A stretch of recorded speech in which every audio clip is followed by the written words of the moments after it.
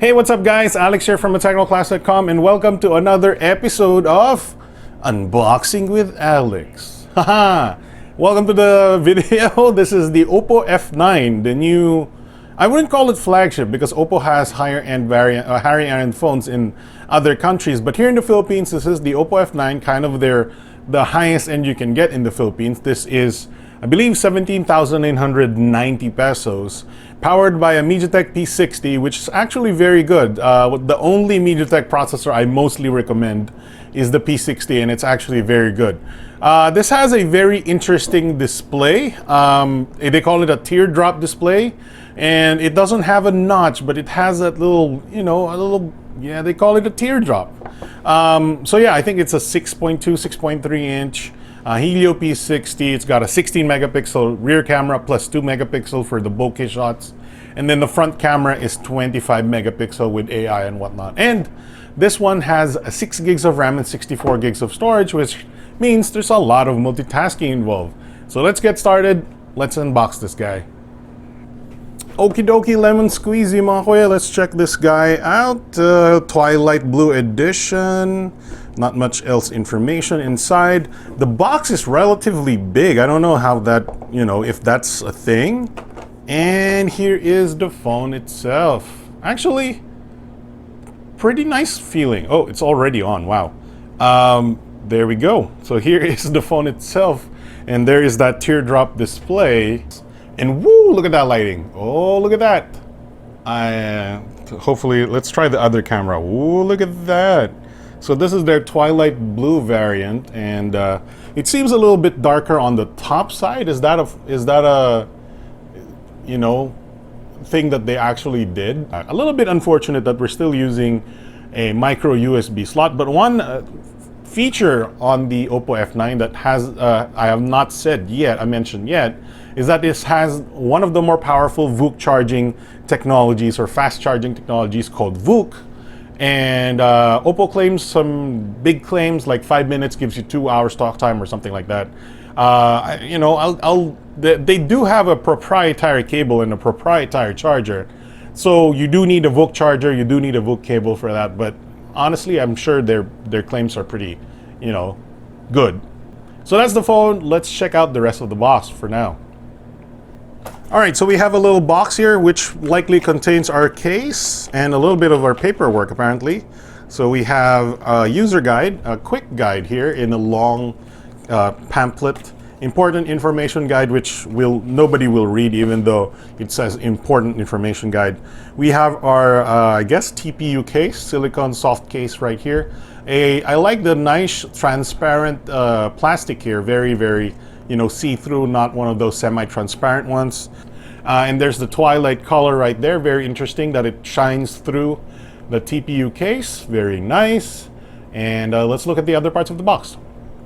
So this charger is slightly bigger than what you'd expect because it is a VOOC charger, which is nice because our phone has low battery right now, and I want to see how fast it can charge while we're doing an unboxing. So we do have a headphone as well. There we go. Pretty standard, very nice. I still think the box is a little too wide, too big for me.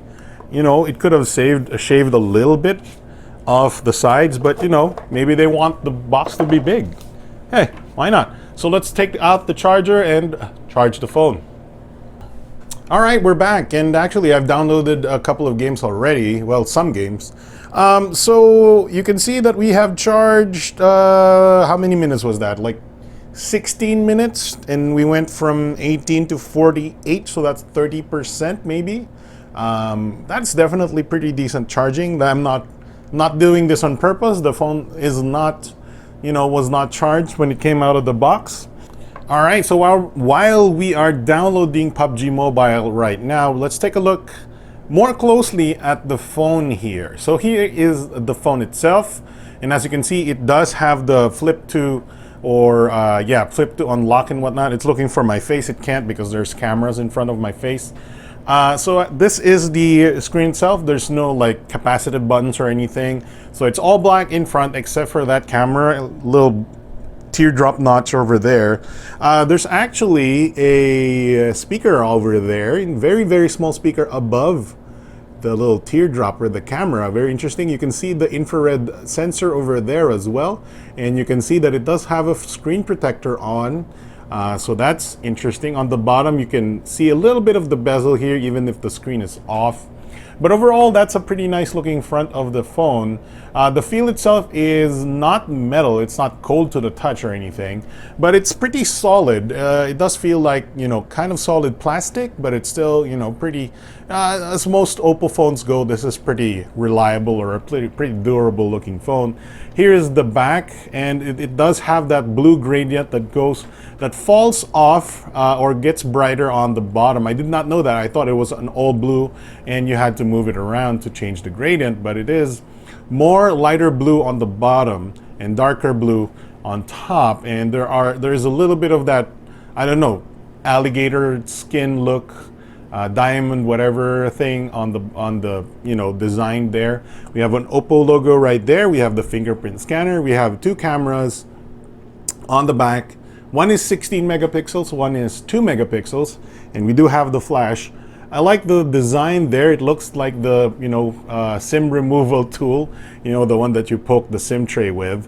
Like I said, on the bottom we have the speaker grill. We have the VOOC fast charging port right there, which is micro USB. Of course, you can still use a regular micro USB charger. It just won't be fast. We have a 3.5mm headphone jack right there. Like I said, power button on the right, volume buttons, and the micro SD card slot on the left side.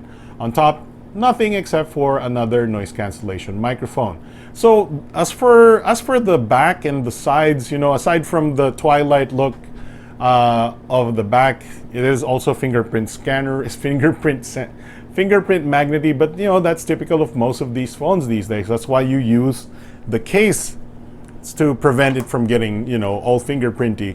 I think it's a nice looking design, not necessarily super, you know, premium build because it is not metal, and I don't think it's glass either. So you know, for 18,000 pesos you could do a lot worse, but you could also do decently better than this. With the case on, it actually looks very nice. The case itself is also shiny, and then there's a little cutout for the camera and the fingerprint scanner. Very nice. No complaints there. I'm gonna keep the screen protector. I'm gonna keep the case on the phone from now on. I'm just gonna, you know, remove the fingerprints off the back and then put it on, and there we go. So we'll finish up the downloads and get back to trying out the performance of the Oppo F9.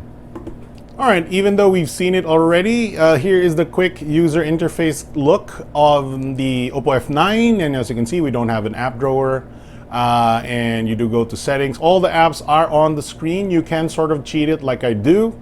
But there you go. I'm not an expert in this user interface right now yet because obviously I am just unboxing it now. I don't know how they've changed the user interface when it comes to the teardrop camera bump there, or camera notch, but we'll find out soon enough. And it does have this new app called Game Space. I think this is new. Obstacles are out of your way, so probably a way for the processor to maximize its gaming potential and also to block notifications while you play your games. I installed PUBG Mobile, so we'll see that in just a bit.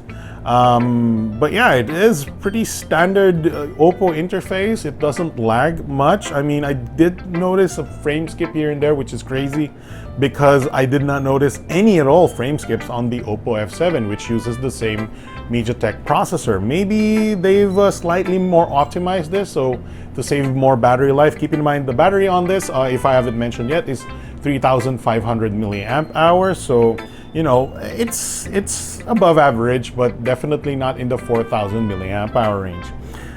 So let's do Antutu benchmark, and then I'll show you PUBG Mobile after, and then we'll end this unboxing because we're just unboxing it.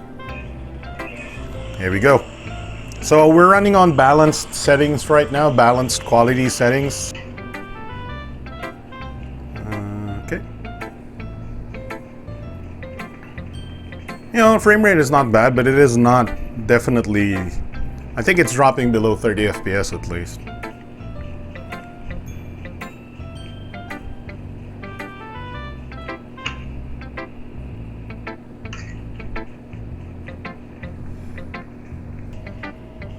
Could be a real player. No, it's not.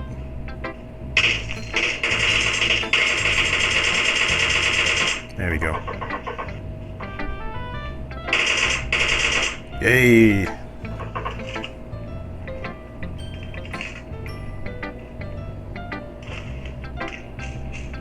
Alright, so I'm gonna peace out. That's a quick test of the frame rate of PUBG Mobile. Not bad. Not... Oh god, somebody's voice chatting really loudly. Not bad. Not extremely good. We're using balanced profile here. It's playable. It's not the best ever, but it's not bad. So there you go. Alright guys, so that was about it for our unboxing of the Oppo F9. I think it's a nice new, version of the Oppo F7. Not necessarily a big difference from it, but the notch is different. It's now a teardrop and you get faster VOOC fast charging. Maybe the aesthetics is a little bit better as well. So there you have it. Alex from thetechnoclass.com here. Thanks for watching, and I'll see you in the full review of the Oppo F9. Bye!